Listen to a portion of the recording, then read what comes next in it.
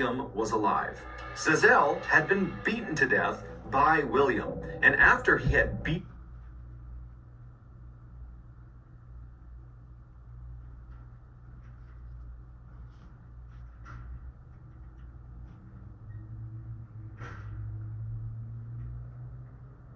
That's why she wasn't talking.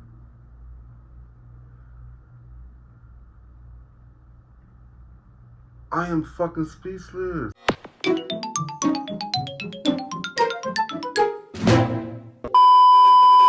Yo, what's good? What's going on, YouTube? It's your boy Q1CB. I'm back with another motherfucking reaction video.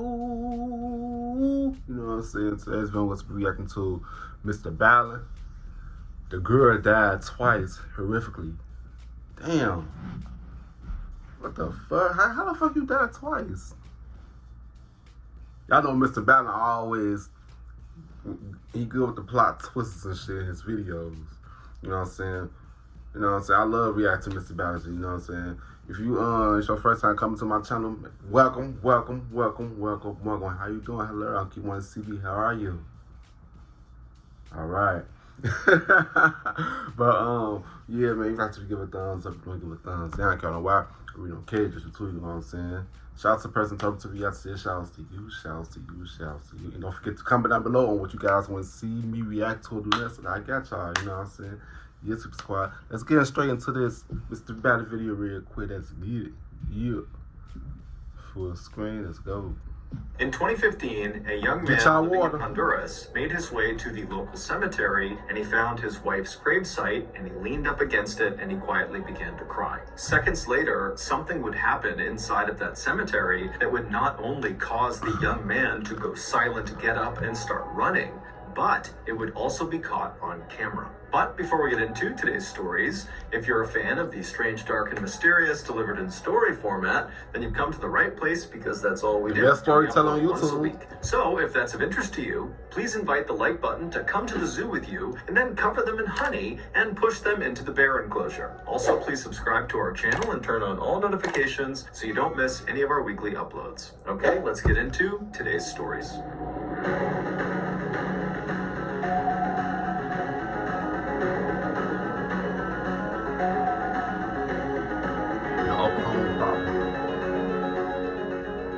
In the spring of 2021, 52-year-old Texas resident Karen Davis got married, and then after the ceremony and after the honeymoon, she went through the process of changing her last name from Davis to McBride to match her husband's last name. After the change was done, the last step was to get a new driver's license with the new name on it. So Karen emailed the local DMV, or Department of Motor Vehicles, to set up a time for her to come in and make the change to her license. But after she sent that email, the local DMV immediately emailed Karen back, and they told her that they could not help her with this request until she resolved an issue. Now, they didn't specify what this issue was. However, they very cryptically said it had something to do with the state of Oklahoma. And then at the bottom of the email, there was just a phone number they told her she needed to call in order to resolve this issue. And so Karen's thinking, okay, that's pretty weird, but I did used to live in Oklahoma, so that probably has something to do with it. And so, not thinking much of it, she punched this number the DMV had given her into her phone, and then she let it ring. A few moments later, much to Karen's shock, a woman from the Norman, Oklahoma District Attorney's Office picked up the phone and said, "How can I help you?" Karen immediately assumed that the DMV must have made a mistake, that maybe they were trying to give Karen some other number in Oklahoma, because this was an Oklahoma problem, and they had mistakenly given her the number to the DA's office. But since she had this woman on the phone, Karen told her, you know, hey, I was just trying to get a new license in Texas. They told me there was some sort of issue. It had to do with me potentially living in Oklahoma. I don't know what it is, but this is the number they gave me. So I'm sure it's a mistake, but that's why I'm calling. The woman from the DA's office had no idea who Karen was, but after taking down Karen's information and looking on her computer, she discovered Karen's so-called Oklahoma problem. And after she explained to Karen what this enormous problem was, Karen literally couldn't believe it. But after the... She got scammed. It was a fake office or something. I don't know. Y'all know I'm good. I'm doing my hypothesis and stuff. She got scammed and shit. That place wasn't real. It's my hypothesis. You know what I'm saying? If you know me, if you watch my past Mrballen videos, y'all know I do hypothesis. So far, but I don't know. It's like she got scammed and shit. And they use all her information and shit. And they got her some fake numbers and stuff. Y'all better be careful who y'all give y'all information to. Because people be out here slip people information and shit and do fraud and shit. You know what I'm saying? Let's get back to the video.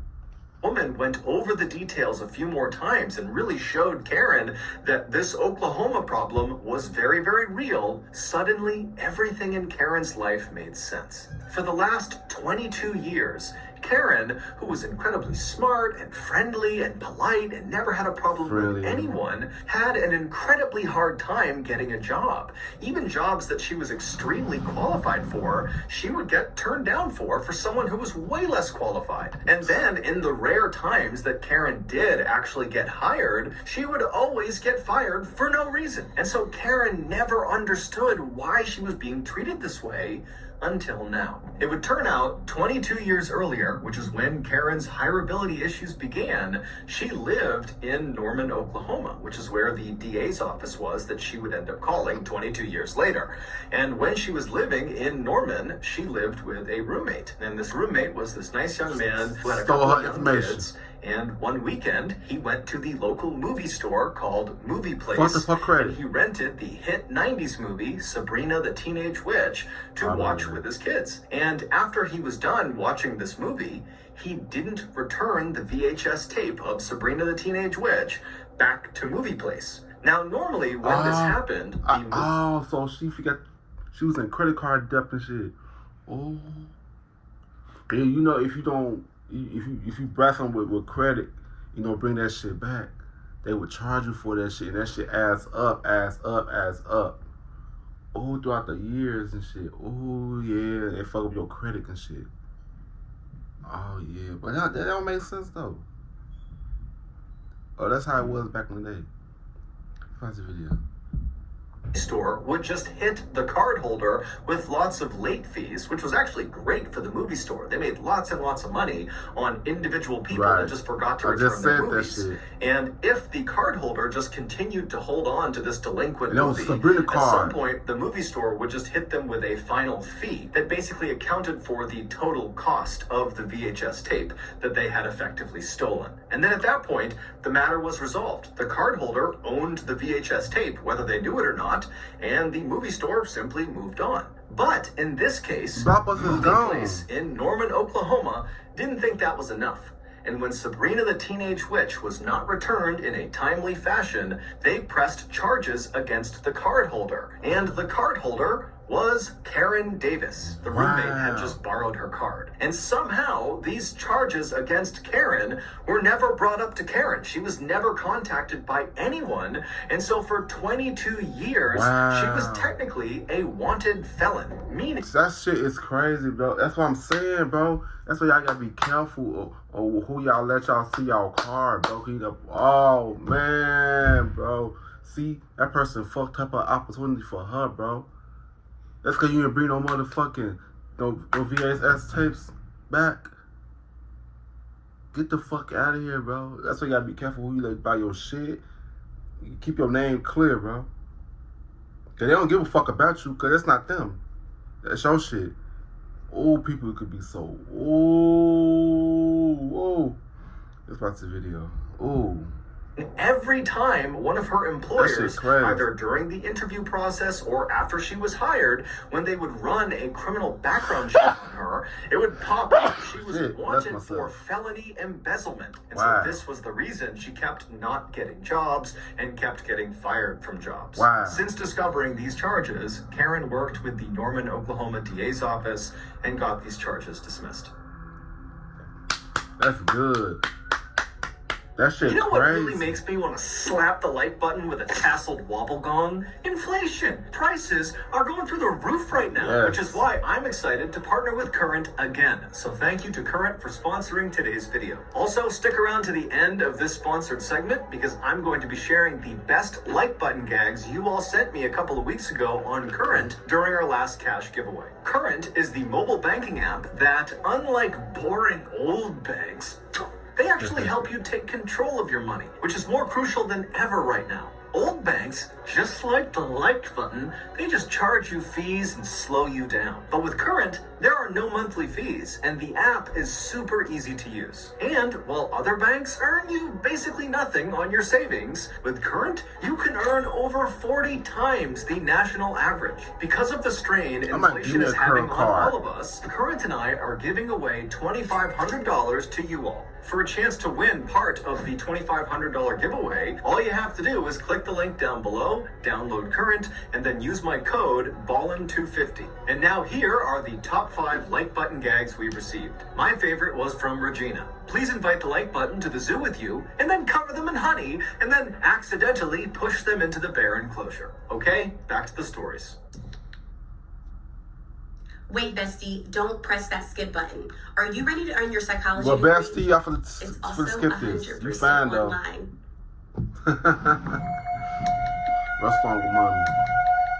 In the early evening hours of December 24th, 2011, so Christmas Eve, 26-year-old Zazel Preston sat on her bed in her little apartment in Anaheim, California, and wrapped Christmas gifts for her children. Laying next to her was her newest addition to the family, her third child, a 7-week-old little boy. This Christmas was a big deal for Zazel. It was also a big deal for her husband, 30-year-old William Wallace, not only because it was going to be the first Christmas with their new son, but also because this was the first Christmas after Zazel and William had reconciled their relationship. They had been married for the past 3 years, but over those 3 years, their relationship had been very unhealthy and toxic and at times abusive. But earlier that year, when Zazel had discovered that she was pregnant, this baby became kind of like a new anchor point for their relationship. It was like suddenly they could put their differences aside and just focus on raising their kids together. After wrapping her final present, Zazel hopped off the bed, she scooped up her little boy, and then she headed out into the living room where she met up with her husband and her 2 older children, who were little girls aged 3 and 8, and then they all headed outside and went next door to celebrate Christmas Eve at a party with their neighbors. Early the next morning, so on Christmas Day, Zazel's 2 oldest children, the 2 girls, they got up early and they rushed out of their bedrooms and they ran down the hallway into the living room where their parents were waiting for them on the couch along with their baby brother. The living room was completely decked out with Christmas decorations that the family had put up over the past couple of weeks. The Christmas tree was in the corner with bright multicolored lights and ornaments all over it. There were wreaths on the wall and other string lights around the top of the room, and then over their fireplace were all of their stockings nailed up, stuffed with goodies. The little girls squealed with delight and ran around the couch and took up spots right underneath the Christmas tree, and they grabbed their first present and they turned and looked at their parents on the couch and they saw their dad kind of give them a nod of approval, which meant, okay, you can start opening your gifts. And so the girls happily began tearing into the festive wrapping, and then after each of them had their brand new toy in hand, they turned around reflexively to show their parents. And so William, he sees the toys and he says, oh, they're so great, guys. And then when the girls, they look at their mother and they show her the toys, she doesn't even react. She completely ignores them. And so at some point, these little kids, they start yelling for their mom, hey mom, check it out, look at this new toy. But Zazel just sits there. She doesn't say a word. She's just sitting back on the couch, completely ignoring them. Finally, the 8-year-old turns to William and says, what's wrong with mommy? And at this point, William... He probably beat her or something. He did something to her, bro. I don't know. He did something to her, bro. Something real bad, bro. Wilson like he a narcissist. I don't like that shit. Men that beat on women for no, I don't know, bro. Some women deserve it, but I don't know, bro. What's the video? Pauses, and then he gives Zazel a scathing look before very bluntly saying to these young kids, mommy got drunk and now she's ruined Christmas. The girls knew from William's tone of voice that their parents must be fighting, and so they did what they normally did when this happened, and that was to just try to ignore it. And so the little girls, they turned away from their parents and began opening more presents, doing their best not to disturb their parents, who were sitting silently behind them. And then, a little after 9 a.m., after most of the presents had been opened, William abruptly stood up and walked into the other room and placed a phone call. And then, a few minutes later, there was a loud knock on the front door. The night before, after Zazelle and William and their kids had left their neighbor's party and come back to their apartment, Zazelle and William had gotten into a vicious fight. And by the time the kids had all gone to bed, the fight between the parents had become very physical. Neighbors would recall late at night on Christmas Eve hearing this very loud commotion coming from Zazelle and William's apartment. And at some point, apparently Zazelle had tried to run out of the apartment, but William had chased after her and hauled her back inside. The sounds coming from their apartment would eventually stop somewhere in the wee hours of Christmas Day. And then as the sun came up on Christmas Day, Zazelle and William had made their way to the couch, and they were sitting there with their 7-week-old baby, waiting for their two oldest to wake up and come open presents. Except when their two little girls came out of their bedrooms and bombed into the living room to begin celebrating, only William was alive. Zazelle had been beaten to death by William, and after he had beaten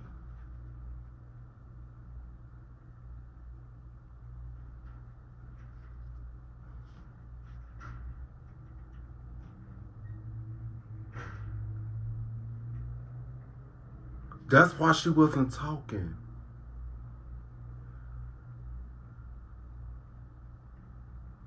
I am fucking speechless. She was dead the whole fucking time. Look at this video. her to death the night before, he had dragged her into the living room, set her up on the couch to make it look like she was sitting, and then put sunglasses on her eyes in order to trick the children. And so all morning, as this 3-year-old and 8-year-old are opening these gifts and turning and showing their mother with excitement, she was dead the whole time. But at around 9 a.m., William realized his charade was not going to last because his kids were really keyed in to there being something wrong with their mother. And so that was when he got up and he called 911, and he told them that his wife had gotten drunk and fallen into a glass coffee table, and so she was hurt. And so a little bit later, the police and paramedics, they arrive, they go inside, and right away they can tell William is lying to them. There's more to this story than they're being told. And so ultimately, William would be convicted of second-degree murder, and he would be sentenced to 15 years to life in prison. As for Zazelle's 3 children, they are now being looked after by her parents. That shit fucked up, bro. Ladies, be careful. Lately, I've been waking up in the middle of the night and my heart's that just racing. fucked me up low key. And there's nothing I can do to stop it. Every thought, big thoughts. Fucking crazy. In August of 2015, 16-year-old Nacy Perez suddenly woke up in the middle of the night. As she lay there scanning around the dark, tiny room that she was in, it dawned on her that the most likely reason she had just woken up is because she really needed to use the bathroom. And so she climbed out of her bed and she began carefully walking across the room where her other relatives were sleeping on the floor as she moved towards the back of the house. Nacy lived in a town called La Entrada, which is located in one of the poorest and most dangerous countries in the world, Honduras. But despite the harshness of her reality, Nacy was pretty happy. She had recently married the boy she was in love with. His name was Rudy, and the two of them were both very excited about their first child, which was due in a matter of months. So Nacy reached the back of her house, she pushed open the back door, and she stepped out into the hot night air, and then she made the familiar walk across her backyard toward the outhouse. But Nacy would never reach the outhouse. The next morning, Nacy's mother woke up first. Her name was Maria, and as she passed by the back door, she looked outside and she saw Nacy lying on the ground. And so Maria, she screams, she runs outside to her daughter, and she flips her over and she's looking at her, and Nacy is unresponsive and she's foaming at the mouth. Now, they're in a part of the world where healthcare was not top-notch, not even close. And Honduras is known for being an extremely religious part of the world. And so Maria did not think, oh, I should send my daughter to the hospital or I should call a doctor. Instead, Maria and the rest of Nacy's family, who had all streamed outside because of the commotion, they decided to call a priest to perform an exorcism because the belief was Nacy must be possessed with demons. And so a priest was hailed to the residence, and the priest would perform an exorcism on Nacy, but it wouldn't do anything. And so at that point, Maria and the rest of Nacy's family would take Nacy, who was still totally unresponsive and foaming, to the local hospital. But by that point, it was too late. Nacy was dead. When Nacy's family asked the doctors what happened to her, they said they didn't know. And so, heartbroken and confused, Maria and the rest of Nacy's family brought Nacy back home. They had an ad hoc memorial service, and then they buried her. The following day, Nacy's husband, Rudy, who was totally distraught because he has not only lost his wife, he's also lost his unborn child. He got up early and he just had to go to the cemetery to be with his wife. And so he made his way over to the local cemetery and he found his wife's gravesite. Nacy had not been buried under the earth. Instead, she had been placed into a coffin, and that coffin had been slid into this big hollowed out cement block that was as big as a coffin. And then once the coffin was slid inside, they walled up the opening. So basically her gravesite was this kind of freestanding big cement block. And so Rudy finds Nacy's cement block and he goes up right next to it and he leans up against it and he begins to quietly sob. But just seconds later, he would hear something in that cemetery that would cause him to go completely silent, stand up, and sprint away. The day before, approximately 1 or 2 hours after Nacy's coffin was slid inside of that cement tomb and walled up, Nacy woke up. She was never dead. It's unclear what originally caused Nacy to collapse outside of her house on the way to the outhouse. Wait, so she was in a coma? So she was in a coma. Don't you supposed to embalm them? Do they embalm people? 'Cause I know they in the United States, they embalm people, the dead people. I'm confused. Let's watch this video.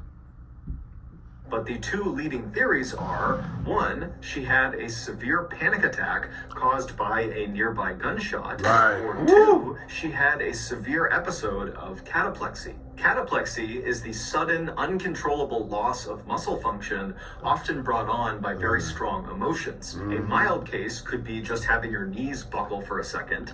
A severe case, which is what they believe could have happened to Nacy, would result in basically complete paralysis. But whatever the case was, the doctors at the hospital got it wrong. When Nacy was brought to them, she was not dead. And so when she woke up inside of her coffin that was encased in cement, she began shrieking and trying to pound up against the inside of these tight walls that were pressed up against her. And at some point, she even managed to force her hands up near her head, and she shattered the glass window that sat in her coffin that looked right down at her face. Where is she at now? She broke the glass, but it didn't help her at all because, again, it's just cement on the other side. And so glass shards fell into her mouth and into her eyes. And so she stayed like that, screaming and trying to fight her way out for over 24 hours, trying to get anybody's attention. But nobody heard her until her husband, Rudy, he leaned up against her tomb and he put his ear right up against the cement and began to cry. And that's when he heard through the cement the sound of his wife calling out for help. Rudy instantly ran and got help, and he and his family came back and they broke open the side of this tomb and they pulled Nacy's coffin out. And even though she was now unresponsive, she had a faint heartbeat. And so they rushed her to the hospital, but by the time she got there, she really had died. Nacy had finally just run out of oxygen, likely within minutes of her husband finally hearing her screams. That's fucking crazy, bro. Wow. So that's going to do it. If you got something out of today's episode actually and you died haven't for done this real. already, please invite the like button to come to the zoo with Wow. you and then cover them in honey and push them into the bear enclosure. Wow. That was, man, bro, that shit wild as hell, bro. Wow. Fucking wow. If her husband would have stayed, he would have she would have been here today. Wow, that shit crazy. Damn.